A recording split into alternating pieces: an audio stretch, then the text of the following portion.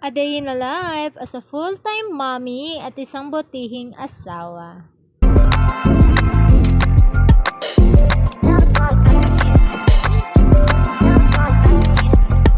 Hi mga kamamis!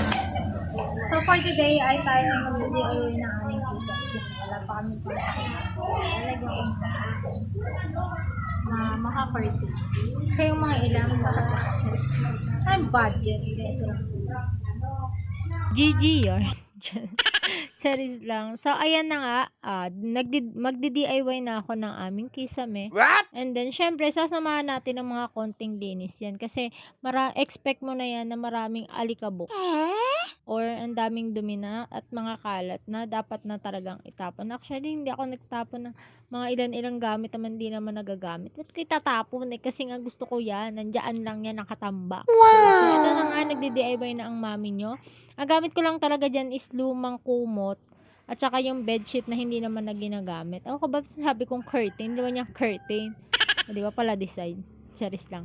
So, tignan nyo naman, ala Spider-Man tayo dyan. Ganapan ng mami nyo. Nagtanggal na ako ng mga ilang alikabok dyan. Kasi nga, hinihingal yung aking asawa. O, di ba parang kasalanan ko pa. Kasi tagal ko hindi naglinis at nag-general cleaning ng kwarto.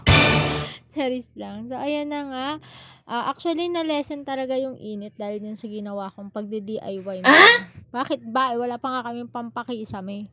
So, bigyan mo ako ng kaperahan. Charis lang. So, ayan na nga, ganap-ganapan ng mami nyo. Tignan nyo, alas Spider-Man talaga siya dyan. Matagal na talaga ako naglalagay niyan. Actually, pinalitan ko lang talaga yung nilagay ko kasi nga, maalikabok na. Actually, every month, nagpapalit ako. Kaso nga lang talaga, sinumpong tayo ng katawan. So, ayan na, tignan nyo naman. Napaka-maaliwalas na ng kwarto.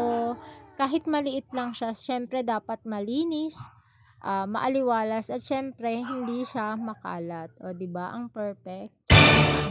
So, yun lamang mga mi. Maraming salamat sa panonood. Please like, share, and follow naman this Facebook page. Thank you!